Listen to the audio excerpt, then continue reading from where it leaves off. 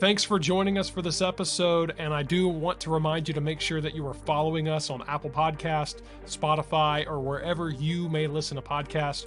You can also subscribe to our YouTube channel at youtube.com/@churchadvance, and you can actually watch video versions of each episode. We'd also really appreciate it if you could leave us a 5-star review and share this content with other pastors and church leaders. We want to help as many of these folks as we can, and so we'd really appreciate you sharing this episode with your friends. Well, thanks again for joining us as we begin today's episode and continue to advance a reformation of fellowship, partnership, and gospel hope amongst Bible-believing pastors and churches. This is Church Advance with Brian Sams.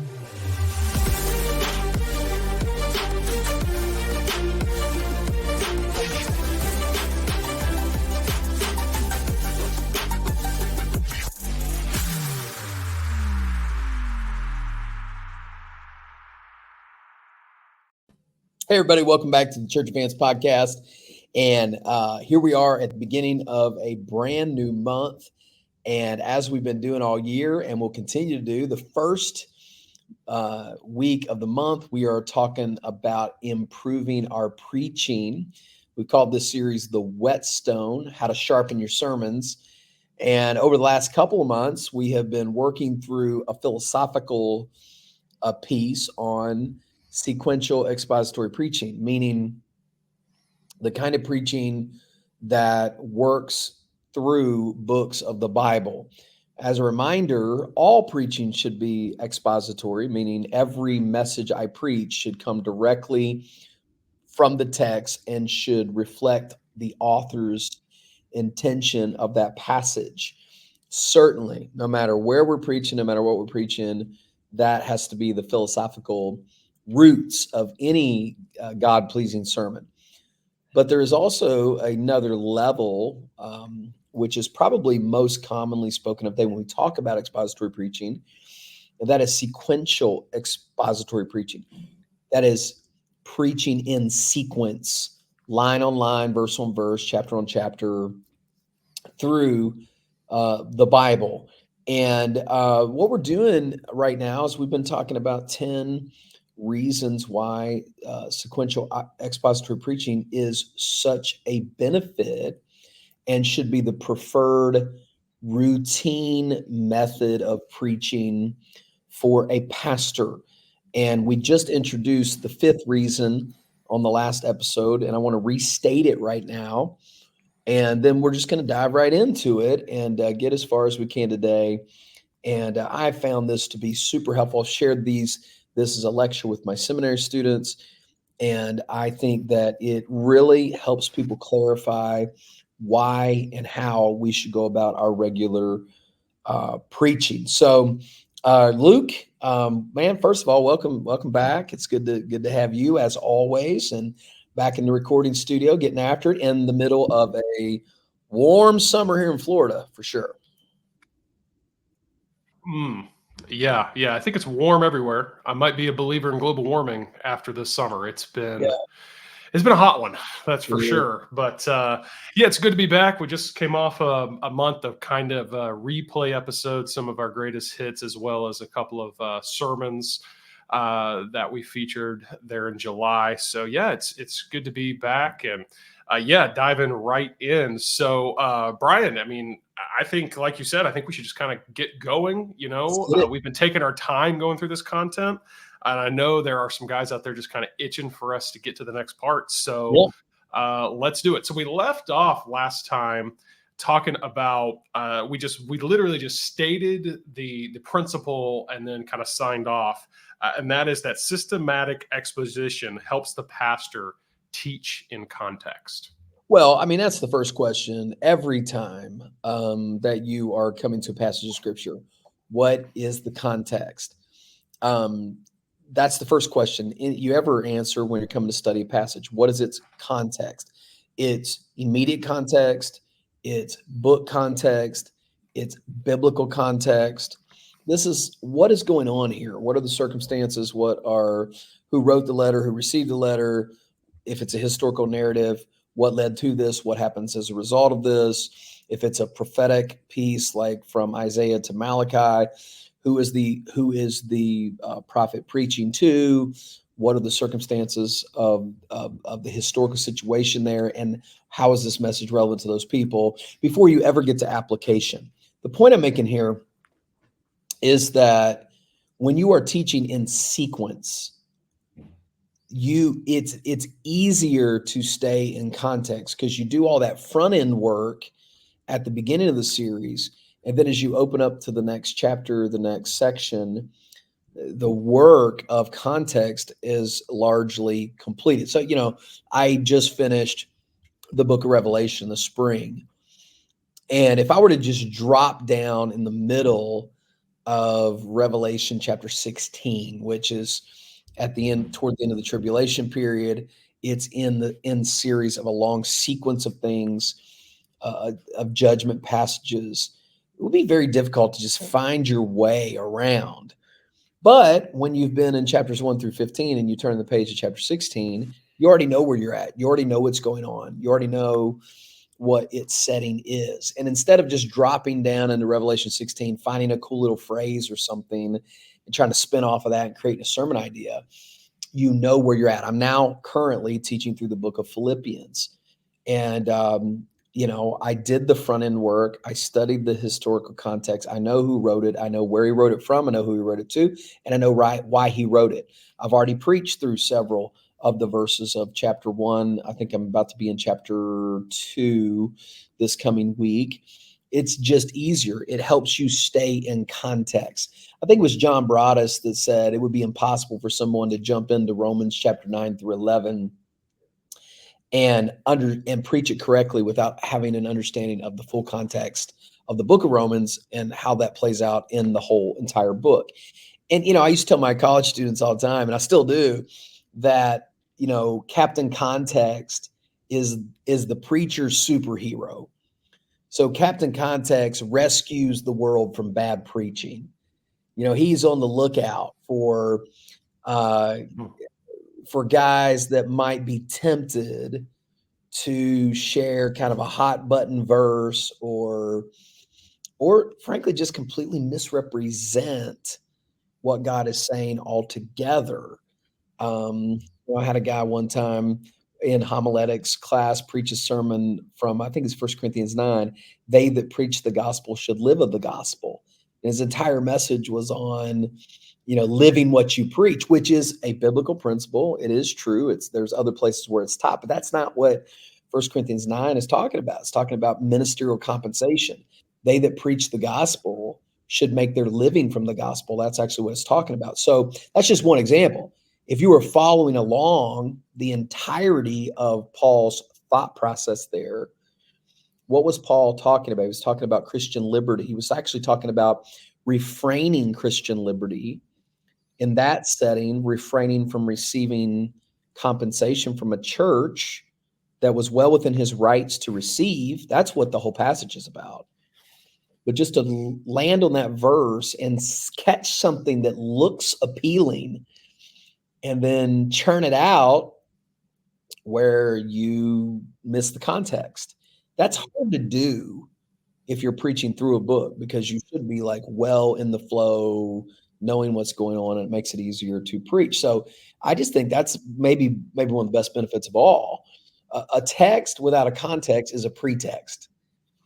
And so if you just preach the Bible, so to speak, without its context, it's just like any, that's like somebody soundbiting someone, them saying something for a news interview and, twisting what they said because the word didn't have context. And of course, now we're dealing with, AI, taking people's words and just piecing them together, right?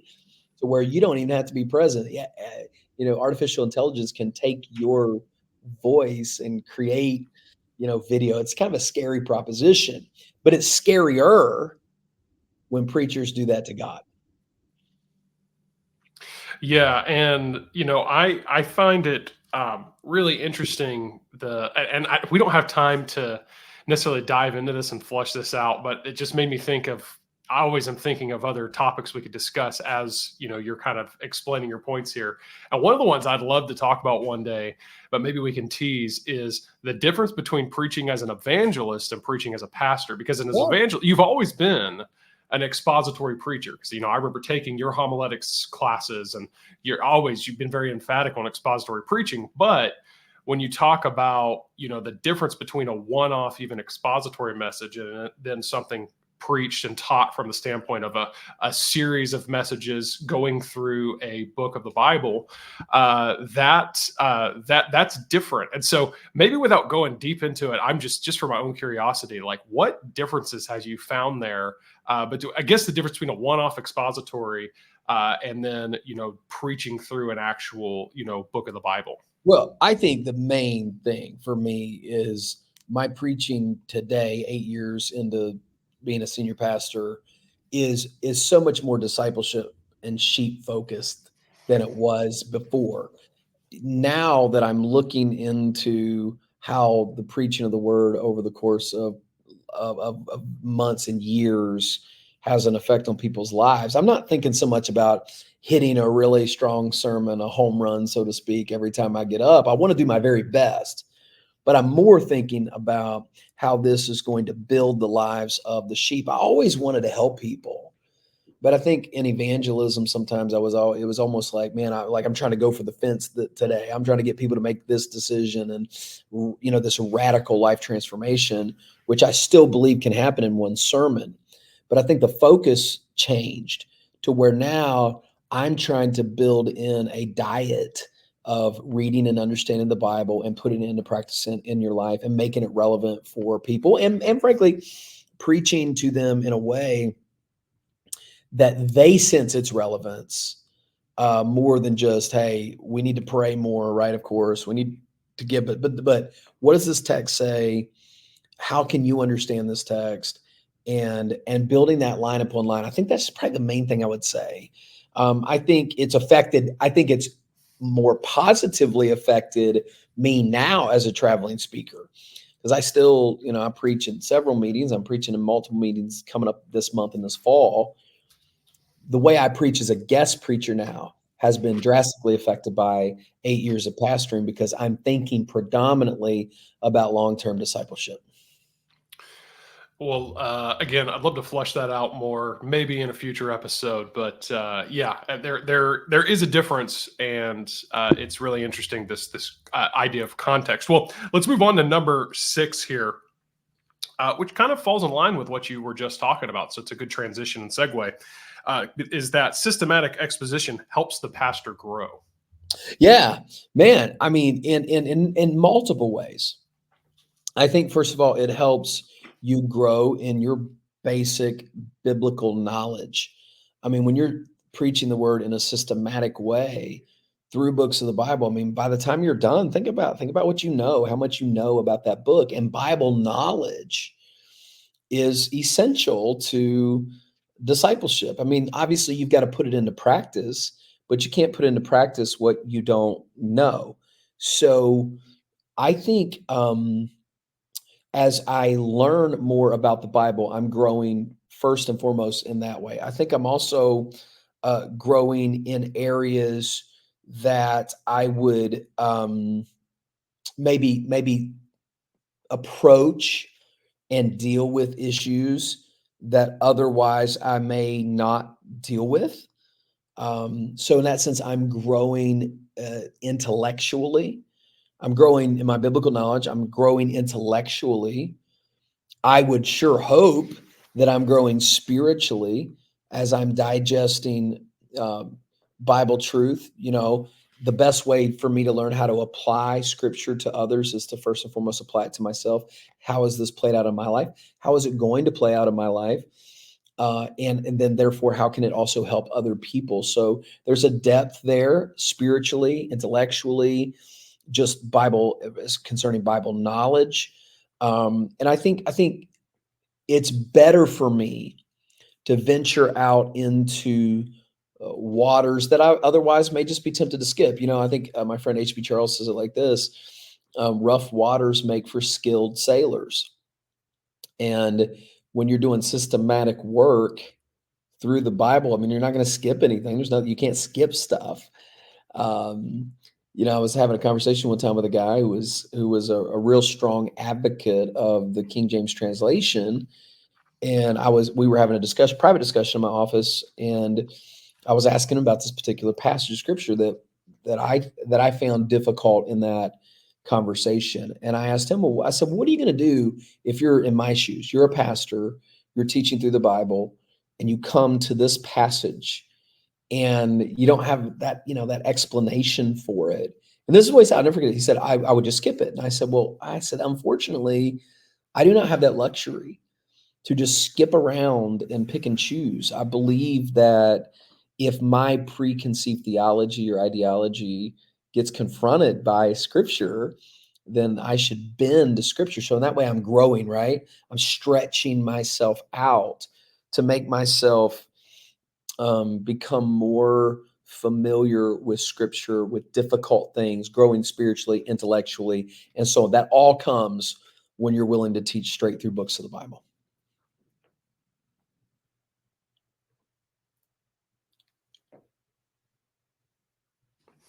And you're doing your congregation such a disservice whenever you skip a passage like what you were talking about, or skip a Yeah. verse. You don't think that they're wondering, wait, hold up, what about that? What about Um, uh, that? Yeah. yeah, I mean, I've sat in through sermons where, whether it was an intentional, unintentional, for whatever reason, maybe just a handful, one or two verses was skipped over, and I'm like, wait, but what about that? Yeah, And one thing I'm so, doing now, I'm learning. I learned this from a pastor in Missouri that when I go on vacation out there in Kansas City, we go to his church, great church. He's preaching through Hebrews right now, and he will kind of preach a chapter with the main idea, and then if there's something that he maybe couldn't deal with more fully in the context of a sermon, he shoots bonus content. And I'm actually starting that this week. Tomorrow, I'm actually shooting some bonus content on a Philippians sermon that I just preached, where I didn't have time to fully develop this particular part. And so basically the church is getting some bonus content through the week. Here was the sermon. Here's some things I couldn't deal with more fully. I did this back in Revelation. I tried it for the first time when I was in Revelation 20 in the millennial kingdom. And I preached an Easter sermon, as it were, from the millennial kingdom on the resurrection. And I felt like I didn't really give a more careful explanation of millennium. So I just did. It was like 7-minute bonus. It wasn't super application oriented. It was just, hey, here's what's going on here. Here's what this verse means. Here's what this word, here's what this passage is talking about, and and just keep moving. That way, it may be something that doesn't need to be elevated as something that you spend a lot of time on the pulpit. Some people do, some people don't. But I like that approach. I thought that was a cool approach. And so I've kind of put that into play even more currently in my own ministry. But the church knows that if there's something I don't deal with in a passage that I read, I'm going to give you some bonus content. And sometimes occasionally I'll get somebody to ask me a question. I've got a couple guys in the church that like to do that. And so I just kind of banter back and forth with them in emails or whatever. But I think for the most part, you're in sequence, you're dealing with the main idea. Sometimes you might be in a bigger passage, like in a narrative where it's just there's a lot of detail. And some guys will break that down, and I'm more of a big picture. I'm trying to give you the macro view of this text to stay in context and to stay application centered and all those sort of things. But no doubt, helping you grow and stretching you out, and then of course, as you brought up, helps your congregation grow and learn and become biblically literate, and that should be a goal of every pastor.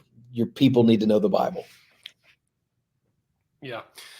Yeah, so it helps the pastor grow, it helps the people grow. It's an all around, just kind of, like you said, discipleship experience. Well, let's move on to the next one. And I love this one because it's just such a, systematic exposition helps eliminate the stress of weekly text selection.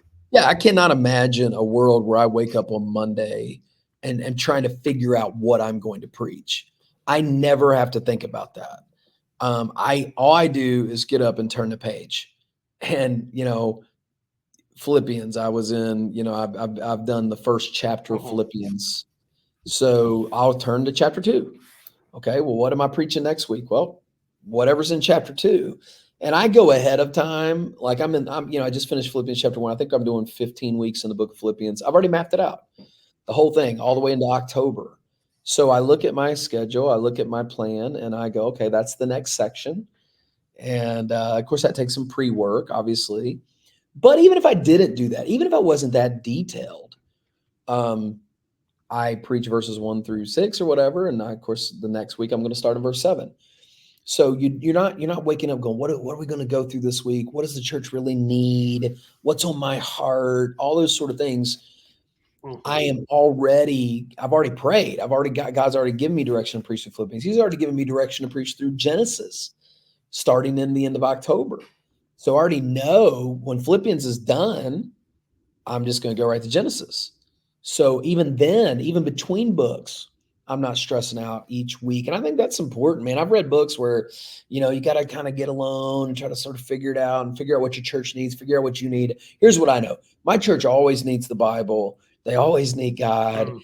And why put myself through that stress when their answer is not me? Their answer is not me getting this, fresh vision or from God. Their need for me is for me to open up the Bible and tell them what God has already said. And so that just is gone.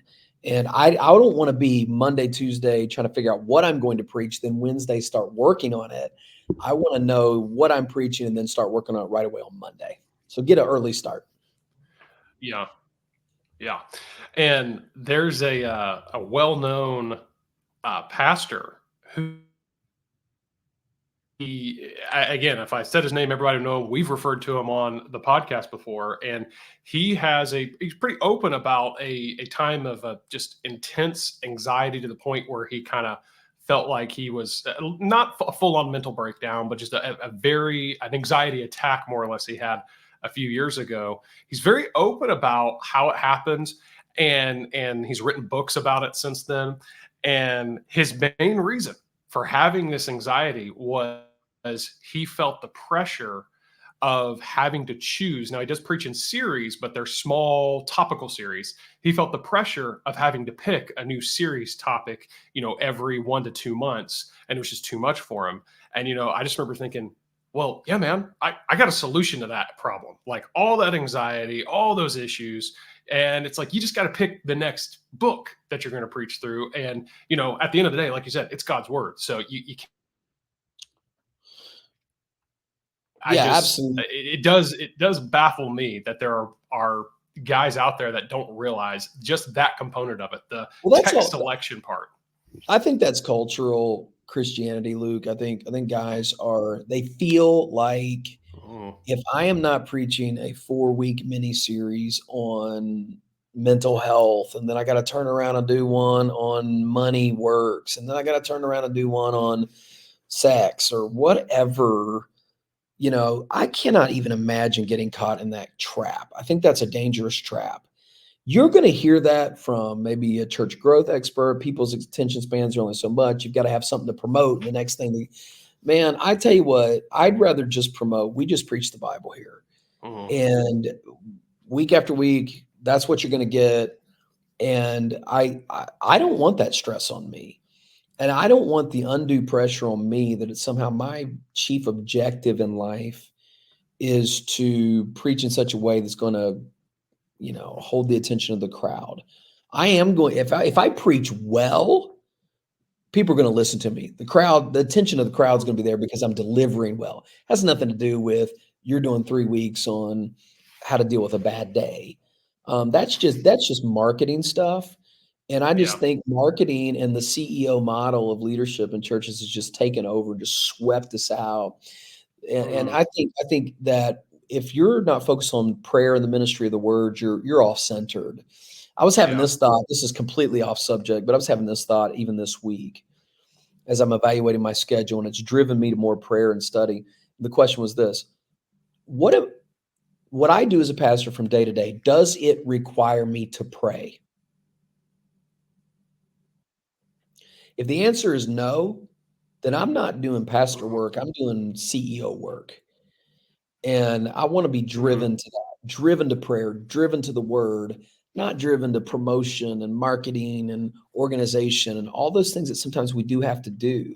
But I think we've gotten imbalanced here in the core responsibility of a pastor, which according to Acts 6:4 is to devote yourself to the ministry of the word and prayer. That's what our focus should be on. Yeah. And I'm a promotions guy, I'm a marketing guy, I'm a media guy. It's what I do. It's how I make my living. But I have even kind of shifted my perspective on things. And often when I'm talking to pastors, about their marketing and or whatever they want to, improve in that area. Often one of the questions I ask is something to the degree of, okay, so what is your weekly preaching schedule look like as far as, what is your process for, preaching? Are you doing topical series or are you just doing it affects the actual way that you reach people and connect with people, because believe it or not, and like we said way back when we started this series, people are looking for truth. They're not looking for gimmicks. And like we said before, and we've said this before, I believe it was in another series of episodes, what you win people with is what you keep people with. And so you might win a few gimmicky type of people that are just looking for a feel-good church with feel-good methods, but you will win and keep quality people that are looking to grow and be discipled, as you're saying, by simply preaching the word. Well, Brian, this is a great place for us to kind of take another breather and come back and finish up. I believe in the next episode we'll be able to do that. We've got 3 more points and can kind of tease the next one that we'll start on, which is systematic exposition leads God's people to have their challenging questions answered. So I think that's a great place for us to pick it up next time. All right. See you guys next time. God bless.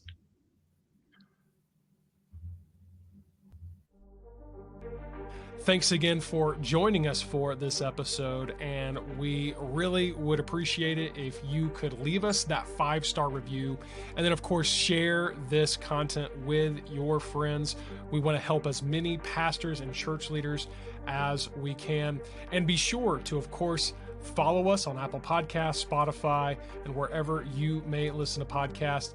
And go ahead and subscribe to the Church Advance YouTube channel at youtube.com/@churchadvance. This podcast is hosted by Brian Sams. It is co-hosted and produced by myself, Luke Clayton, and the team at mustincrease.com. If you want to connect with Brian, be sure to head over to his website at briansams.com. Well, we really look forward to seeing you again in the next episode as we continue to advance a reformation of fellowship, partnership, and gospel hope amongst Bible-believing pastors and churches right here on Church Advance with Brian Sams.